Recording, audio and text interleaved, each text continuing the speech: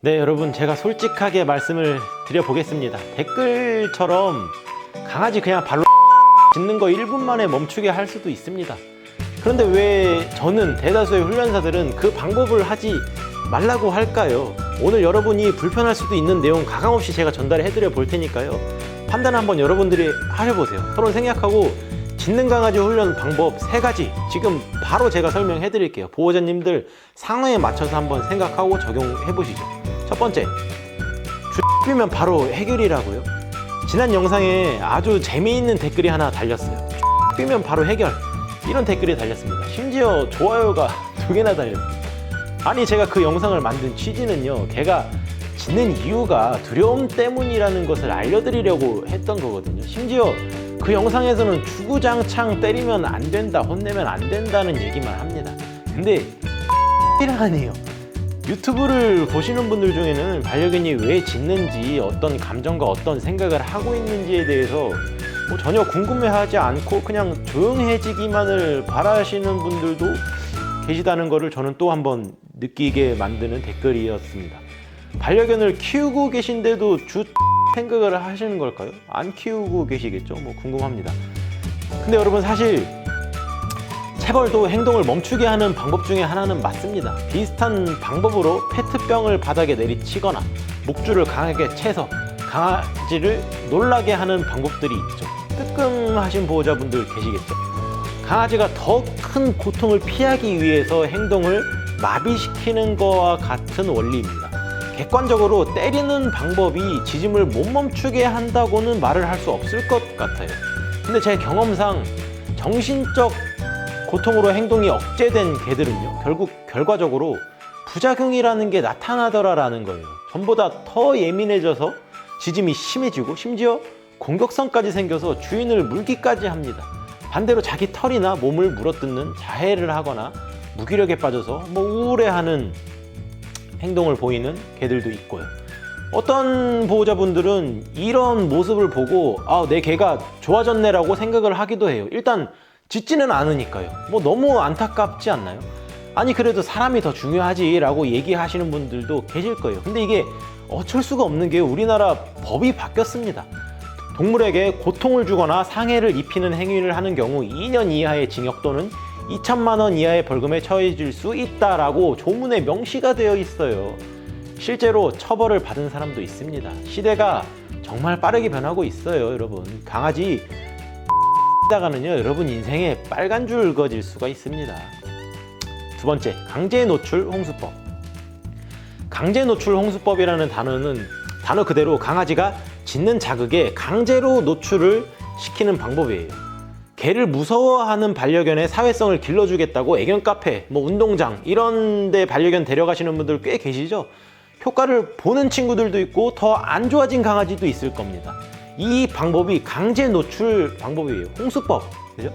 홍수법은 물리적인 체벌은 아니지만 자칫 정신적인 체벌의 효과로 느껴질 수가 있어서 정신적으로 약한 강아지들은 앞에 이야기했던 공격성이나 무기력과 같은 부작용이 생길 수가 있는 방법이라는 거예요. 반대로 정신적으로 강한 강아지들의 경우에는 아주 빠르게 좋아지는 유용한 방법이면 틀림이 없는 거겠죠. 강제 노출로 문제가 해결된 것을 경험하신 분들은요, 운이 좋게도 그 개가 강인한 멘탈을 가지고 있기 때문에 효과가 있었던 거예요. 그렇기 때문에 그 한 마리의 경험으로 다른 모든 개들이 좋아질 거라고 이야기하는 건 아주 위험할 수 있다는 얘기를 저는 전달해 드리고 싶은 거예요. 여러분들은 수년간 개를 다뤄왔던 훈련사가 아니기 때문에 여러분의 개가 정신적으로 어느 정도 강한지 약한지 알 수가 없습니다. 심지어 훈련사들도 심도 있게 관찰하고 조심하는 방법이 이 홍수법이에요. 전문가일수록 부작용이라는 게 나타나지 않도록 모든 접근에 조심을 하는데, 내 강아지의 성격은 고려하지도 않고 그냥 이렇게 하세요 저렇게 하세요 라고 해결책만을 찾고 계신다면 절대 그 강아지는 좋아지지 않을 거라고 저는 확신을 합니다. 그럼에도 불구하고 나는 훈련도 귀찮고 때리는 건 징역 간다고 하니까 그냥 홍수법을 알려주세요 라고 얘기하시는 분들도 계실 겁니다. 그럼 이렇게 한번 해보세요. 하루 종일 초인종 켜두시고요, 짖든지 말든지 그냥 한번 놔둬보시죠. 실제로 누가 온 것처럼 현관으로 나가기도 하고 시간 지나도 아무 일이 없다는 걸 강아지가 이해하는 순간부터는 강아지가 안 짖을 거예요. 중요한 거는 짖지 않을 때까지 하루고 이틀이고 3일이고 계속 초인종 소리가 나야 된다는 거예요. 노크 소리, 택배 소리, 모든 짖는 소리에 적용을 하시면 됩니다. 하나만 기억하시면 되세요. 정신력이 강한 강아지들이 있고 약한 강아지들이 있기 때문에 정신력이 강한 강아지들은 좋아질 거고 약한 강아지들은 이전보다 더 안 좋아질 거예요. 물론 제 생각에는 이웃분들이 먼저 민원 폭탄을 넣을 거라고 저는 생각하기 때문에 권장드리는 방법은 아닙니다.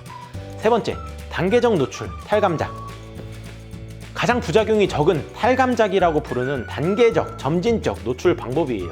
아주 작은 초인종 소리를 들려주고 먹이를 하나 줍니다.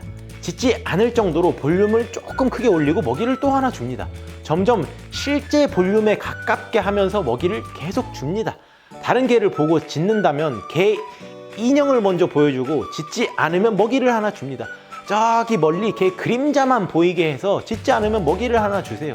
멀리서 개가 보일 듯 말 듯 이 애매한 상황에 먹이를 하나씩 주세요. 개가 점점 가까워질 때까지 반복을 하는 거죠. 훈련사를 동행하지 않으실 거라면 여러분들한테 가장 현실적으로 추천하고 권장하는 방법은 바로 이 방법이에요. 근데 솔직하게 말씀드리면요, 단계적으로 노출시키는 방법은요, 시간이랑 노력이 정말 많이 들어요. 부정할 수가 없습니다. 정말 귀찮고 힘드실 거예요. 그래서 많은 분들께서 쉽게 포기하고 다른 좋고 빠른 방법이 있는지 유튜브를 검색하고 계신 거죠. 현실적으로 제가 딱 말씀드릴게요. 보호자분들이 할 수 있는 방법은 이 점진적인 노출, 이 방법밖에는 없습니다. 저희 훈련소에 오시는 분들 대부분은 이 방법, 저 방법 써보고 더 안 좋아져서 오세요. 특히 앞서서 이야기한 강제적으로 훈련하는 이 두 가지 방법을 훈련을 시도하고 오시죠. 차라리 그냥 백지 상태에서 오면 그림 그리기가 쉬운데 이 그림 저 그림 이상한 밑그림들이 그려져서 오는 강아지들은 그림 다 지우는 시간이 또 필요합니다. 사실 훈련은 처음부터 제대로 배우는 게 가장 돈과 시간을 아끼는 길이 맞아요. 그래서 그냥 여러분은 이거 하나만 생각하시면 됩니다. 6개월, 1년, 2년 여유 가지고 강아지랑 즐겁게 놀면서 단계적으로 노출을 하는 것을 연습할지, 아니면 유능하고 이론과 경험을 많이 가진 훈련사랑 동행하면서 강아지 성격에 맞는 적절한 훈련 난이도를 설정하는 거, 이것밖에는 답이 없어요. 정말 솔직하게 제가 말씀을 드리는 겁니다. 아니 그럼 훈련사가 하는 게 뭐냐라고 물어보시면요, 훈련사는 강아지의 기질, 성격을 파악하고 과거에 어떤 경험을 했는지, 현재 어떤 문제를 가지고 있는지, 또 미래에는 어떤 삶을 살아갈 건지 이런 것들을 분석하고 보호자의 성격, 상황, 어디서 사는지, 이웃들하고는 어떤 관계를 맺고 있는지 이런 것들을 여러 가지 고려해서 보호자가 할 수 있는 적절한 난이도하고 방법들을 설정해드리는 일을 하는 거예요. 그게 가장 큰 일이에요.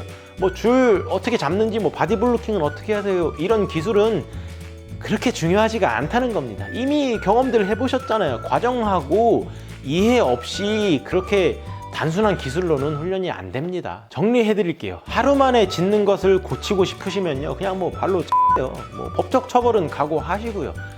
부작용 분명히 생길 겁니다. 단기간에 짖는 거 고치시려면 강제 노출 홍수법 사용하세요. 그렇지만 마찬가지로 부작용이 있을 확률이 매우 높습니다.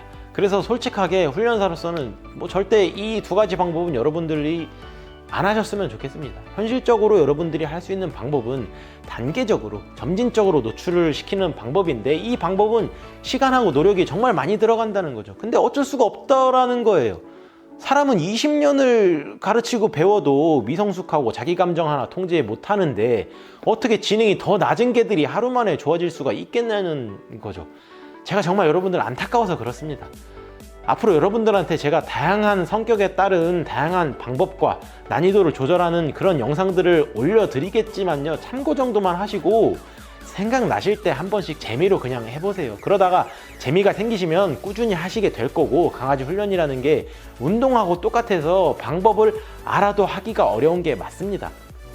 저하고 레슨 하시는 보호자분들도 저는 하루에 한 번 훈련하셨다고 하시면 정말 잘하셨다고 칭찬해 드립니다. 매일 하는 게 쉬운 게 아니라는 거 저는 알고 있기 때문이에요.